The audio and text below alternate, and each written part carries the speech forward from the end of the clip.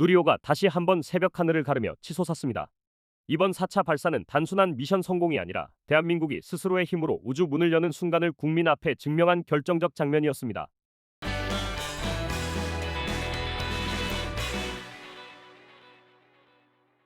27일 새벽 1시 13분, 전 국민이 숨을 죽였던 그 순간 누리호는 거대한 화염을 뿜으며 발사대를 박차고 올라갔고, 불과 40여 분 뒤 남극 세종기지에서 들려온 첫 교신 성공 소식은 우리 우주 기술이 명실상부 독자 개발 단계에 들어섰다는 확신으로 이어졌습니다. 특히 차세대 중형위성 3호를 비롯한 큐브 위성들이 목표 궤도 600km에 정확히 안착하면서 한국 우주항공 기술의 정밀성과 안정성이 다시 한번 빛을 발했습니다. 엔진 연소, 페어링 분리, 위성 분리까지 모든 절차가 자연스럽게 흘러간 데다 1, 2, 3단 엔진이 모두 완벽하게 작동했다는 초기 텔레메트리 분석까지 발표되자 현장은 말 그대로 환호가 터졌습니다. 이번 성공은 단지 기술적 성취에 그치지 않습니다. 발사체 제작과 조립을 총괄한 하나에어로스페이스와 항우연이 민관 합동 체제를 완성해낸 첫 실질적 성과라는 점에서 우리나라가 미국, 유럽, 일본처럼 국가 주도와 민간 산업 이원 체계를 구축하는 본격적인 출발점이 됐다는 의미도 큽니다. 누리호가 연속 발사 성공 신기록을 이어가면서 대한민국은 이제 더 이상 실험적 단계의 우주개발 국가가 아니라 우주 수송 능력을 스스로 확보한 자립형 우주 강국으로 올라섰다는 평가까지 나오는 분위기입니다. 누리호가 새벽 하늘을 가르며 떠오른 순간, 대한민국은 기술적 성취를 넘어 국가적 위상을 다시 정의하는 장면을 만들어냈습니다. 차세대 중형위성 3호가 남극 세종기지와 첫 교신에 성공하고 12기의 큐브 위성이 차례로 목표 궤도에 안착하며 전체 비행 시퀀스가 교과서처럼 매끄럽게 진행되자, 이는 단순한 위성 발사 성공이라는 표현만으로는 담기지 않는 무게감을 남겼습니다. 하나에어로스페이스가 발사체 제작과 조립을 총괄하고 항우연이 비행 운용을 맡아 민관이 완전히 하나의 체계로 움직인 첫 사례라는 점에서 이번 4차 발사는 누리호 프로그램의 성숙과 대한민국 우주 수송 능력의 독자 체계 완성을 공식적으로 증명한 사건이기도 했습니다. 그러나 많은 국민이 위성을 잘 올렸다는 생각 정도로 지나친 이 성공 뒤에는 사실 국제사회가 결코 가볍게 볼 수 없는 메시지가 은밀하게 숨어 있습니다. 누구도 공식적으로 말하지 않지만 모두가 직감한 문장, 바로 대한민국은 필요하면 언제든 ICBM을 만들 수 있는 나라라는 선언이었습니다. 누리호가 1.5톤급 위성을 600km 궤도에 정확히 올려놓았다는 사실은 과학적으로 해석하면 1만 km 이상 장거리 비행이 가능한 추진력을 이미 확보했다는 의미이며, 이는 북한이 자랑하는 화성 17형과 동급이자 이론상 한국 어디에서 발사해도 미국 본토 전역은 물론 지구 반대편까지 닿는 수준이라는 뜻입니다. 75톤급 엔진 4개를 묶어 300톤의 추력을 내는 1단 로켓은 세계 어느 ICBM과 비교해도 손색 없는 수준이며, 이는 한국이 단지 우주용 로켓을 운용하고 있을 뿐 실제로는 ICBM 개발의 핵심 기술 대부분을 이미 손에 쥐고 있다는 사실을 보여줍니다. 일부에서는 누리호가 액체연료라 무기화하기 어렵다고 지적하지만 이것은 한국의 미사일 기술 수준을 모르는 설명에 가깝습니다. 왜냐하면 우리는 이미 현무5라는 괴물 미사일을 실전 배치한 상태이기 때문입니다. 고체 연료 기반으로 즉시 발사가 가능하고 마하 10 이상의 속도와 최대 8에서 9톤급 탄두를 운용하는 이 미사일은 미국 국방부조차 세계 최상위급으로 인정할 정도의 파괴력을 갖추고 있습니다. 북한이 고체 ICBM을 개발하기 위해 발버둥 칠 때 한국은 이미 고체 연료 장거리 미사일 기술을 완성해 실전까지 들여온 나라였으며, 그렇기 때문에 ICBM이 필요하다면 복잡한 누리호 개조조차 필요 없습니다. 현무 계열의 고체 엔진을 스케일업하는 것만으로도 충분히 ICBM을 구현할 수 있으며, 이는 우리가 우주로켓 기술과 탄도미사일 기술이라는 두 가지 축을 동시에 확보한 세계적으로도 극히 드문 비행무기 국가임을 의미합니다.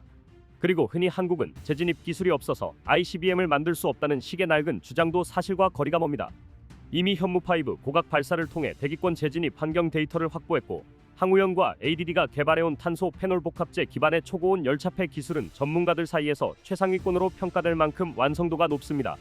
즉 한국은 대기권 재진입체 설계, 엔진, 소재, 제어 기술까지 모두 갖췄고 단지 ICBM이라는 이름을 붙여 공개 실험을 하지 않았을 뿐입니다.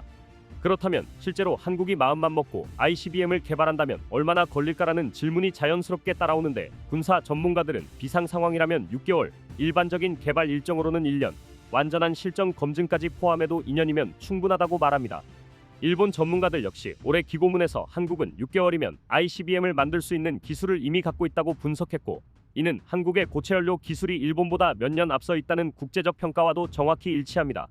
결국 누리호 4차 발사의 그 아름다운 불꽃은 단순한 과학적 성취가 아니라 한국이 더 이상 강대국 눈치를 보며 살던 과거의 나라가 아니라는 사실을 조용하지만 단호하게 전 세계에 보여준 상징적 장면이었습니다. 누리호 4차 발사가 완벽하게 끝난 직후 대한민국의 시선은 자연스럽게 그 다음 단계로 향했습니다. 이제는 발사 성공이라는 단어만으로는 우리의 야망을 담기 어렵습니다.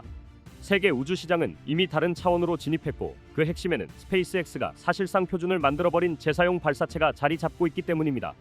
누리호가 일회용 로켓이라는 점은 기술적으로 결코 뒤처졌다는 의미가 아니라 이제는 우리가 반드시 넘어야 할 다음 산이 명확해졌다는 뜻입니다. 그리고 이 산을 넘지 못하면 2030년대 글로벌 우주 경쟁에서 주도권을 잡기 어렵다는 현실적인 경고도 동시에 울리고 있습니다. 최근 세계 우주 산업의 흐름을 보면 재사용 발사체는 선택이 아니라 생존입니다. 일론 머스크의 스페이스X가 이를 상징적으로 증명했습니다. 펠컨 9이 드디어 재사용 500회라는 인류 우주계 척사에 전례 없는 기록을 세운 것입니다. 지난 17일 이후에 코페르니쿠스 지구 관측 프로그램의 핵심 위성인 센티넬-6B를 싣고 발사된 펠컨 9는 발사 57분 만에 위성을 고도 1322km 궤도에 정확히 올려놓았고 발사 9분 만에는 일단 로켓이 캘리포니아 반덴버그 우주군 기지로 스스럼 없이 돌아와 부드럽게 착륙했습니다. 이런 기술적 여유는 단순히 잘 만든 로켓의 수준이 아닙니다. 스페이스X 본사 스타베이스가 이날 흥분의 도가니가 된 이유는 펠컨 9이 무려 500번째 임무를 수행하고 다시 지구로 돌아왔기 때문이며 이는 우주 발사 비용을 기존 대비 10분의 1 수준으로 낮춘 스페이스X만의 압도적 경쟁력을 상징합니다. 그윈 샤셜 CEO가 재사용 기술이 불가능을 가능으로 바꾸고 있다며 달 화성 장기 거주지 건설까지 확신한다고 말할 수 있는 이유가 여기에 있습니다. 미국의 또 다른 거물 제프 베이조스가 이끄는 블루오리진도 25년 만에 드디어 재사용 발사체 기술을 실전 수준까지 올려놓았습니다. 이달 13일 나사의 화성 궤도 위성 에스커페이드를 실은 유글렌이 발사되었고 분리된 1단 로켓은 9분 30초 뒤 베이조스 모친의 이름을 딴 해상 바지선 제클린에 정확히 내려앉았습니다. 거대한 대형 발사체가 해상 바지선 위에 착지하는 것은 극도로 고난도 기술인데 블루오리진은 이를 단번에 실현하며 재사용 발사체 시장에서 본격적으로 존재감을 드러내기 시작했습니다. 중국은 더 노골적입니다. 갤럭틱 에너지, 랜드스페이스, CAS 스페이스, 오리엔 스페이스 등 주요 민간 발사체 기업이 내년부터 재사용 발사체 시험을 줄줄이 예고하며 재사용 기술 없이는 우주산업 자체가 성립하지 않는다는 판단을 이미 끝냈습니다.